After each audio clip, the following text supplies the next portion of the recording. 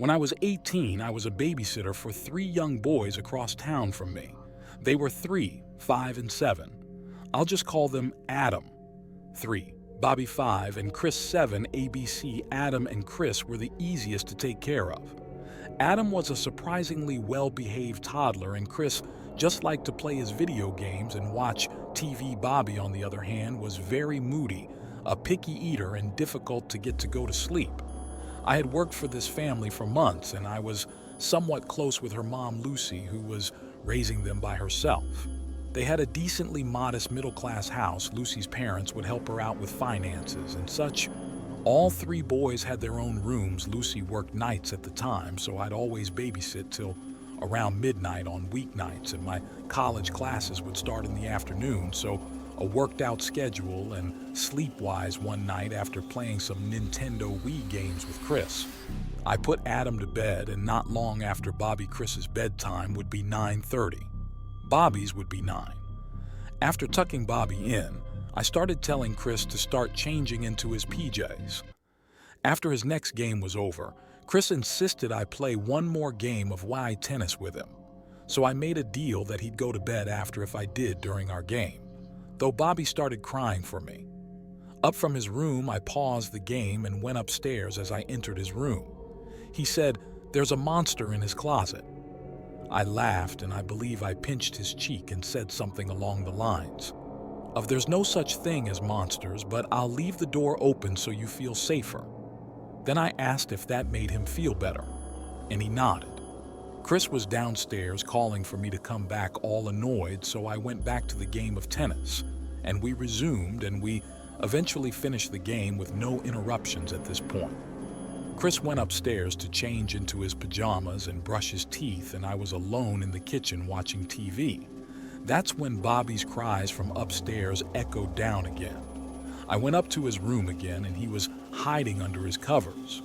He said once again, "There's a monster in the closet." I heard it. I looked at the closet door, which was closed.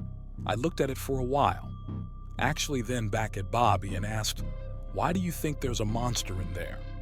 And he replied, "I keep hearing it moving." I asked him if you wanted me to take a look, and he shook his head. "No." I walked closer to the closet anyway, and he said, I didn't take him seriously till I heard something in the closet myself.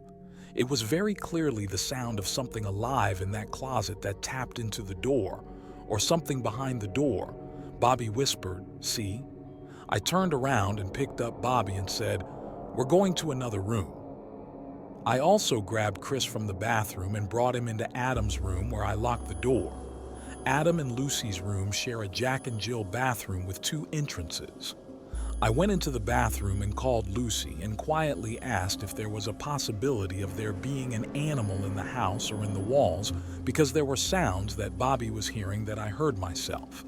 She sounded concerned right away and wanted me to check the closet. I kept her on the phone as I went back to Bobby's room. My discovering the closet door to now be ajar confirmed that there was someone in the house with us. I told Lucy, and she freaked out, telling me it was most likely her crazy ex and to get the kids out of the house. I suddenly felt like my life were in danger and her ex was going to come out of nowhere and run at me. I went to Adam's room and managed to get the 3 kids out of the room, but just as I did, I heard the front door to the house slam shut. I peeked down into the living room, and there was no one there, but the front door was shut. He must have made an exit while he could. I went to lock the door, then called 911. Lucy came home from work early and was there when the police came without cameras or anything. There was no proof that it was her ex, though. Her ex is the father of Adam, but she keeps them away from her because of their past, that I won't get into for her privacy. Long story. Short, he can't take it, and she just recently blocked his number, which would explain the possibility of him breaking into the house. The police recommended changing the locks on the doors. And such to Lucy, she understood I wouldn't feel comfortable staying in that house for a while after that. So she started letting the kids stay with a relative or one of her parents coming to watch the kids. I don't know what happened after that because we kind of fell out of contact. I didn't really like the fact that she was okay with me checking the closet when she was already suspicious that it was her ex. It was definitely a horrifying experience. I had just turned 14. It was the summer of 2012. I was looking for a job. My grandma had told me about a family that she was friends with, and they had two boys, Alexander and Danny. Alexander was 10 and Danny was 5. I was very excited to have a summer job and get some extra spending money. I went over to meet the family with my grandma, and they were friendly enough. The two boys seemed easy to handle and not babyish or whiny at all. In fact, the boys and I were playing with their trucks, getting along. Great, I set up a date with the parents, and they actually had a dinner to go to the next night. So the next night it became time for me to head over to the house. It was a humid, rainy night. I walked into the house and the parents were just getting ready to leave. They gave me a paper with rules and such things. They didn't want the kids to do in their routines. They wrote a little something on the side that said, "Danny swears he hears tapping on his window every night, but not to believe it because they think it's just a silly story that kids make up." I was only 14 myself, so reading this was a little unnerving, but I sort of forgot about it. It was a chill night. We watched TV and played with toys. They didn't give me any sort of trouble, but when I told the boys it was time to get ready for bed, I noticed Danny starting to stall and get kind of distressed.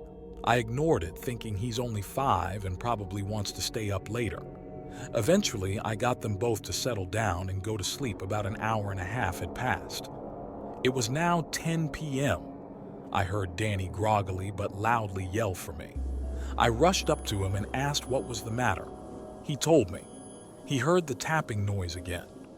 I instantly felt uneasy and nervous, but I just flicked on the light and looked out the window.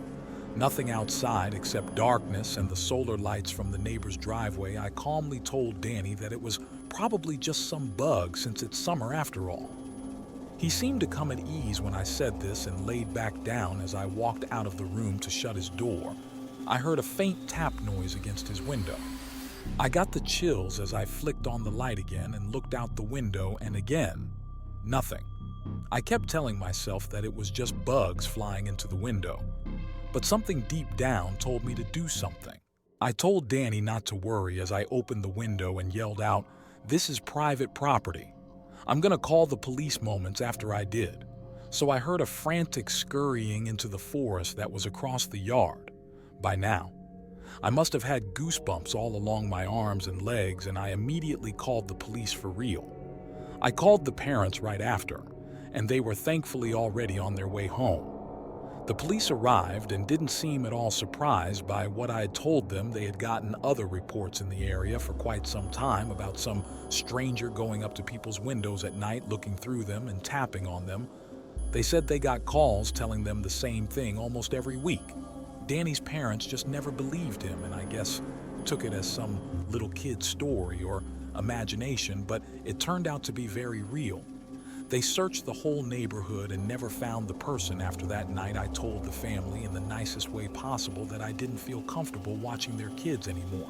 And I still think to this day, what would have happened if anything went differently? Like, God forbid, the window was unlocked or open. Maybe sometimes parents shouldn't just brush whatever their young children say is just their imagination.